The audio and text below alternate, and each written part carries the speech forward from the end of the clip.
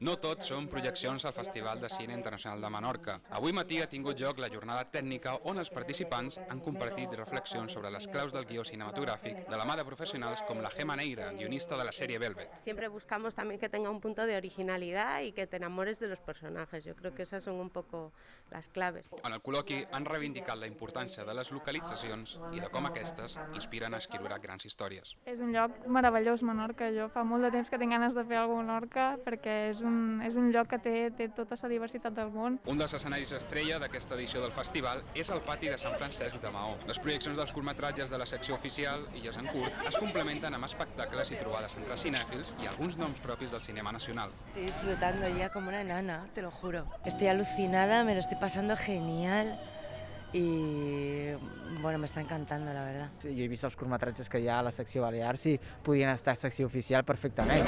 Aquest capvespre el públic tindrà una nova oportunitat de gaudir del talent cinematogràfic balear i internacional. Faré tot el possible per treure't d'aquí.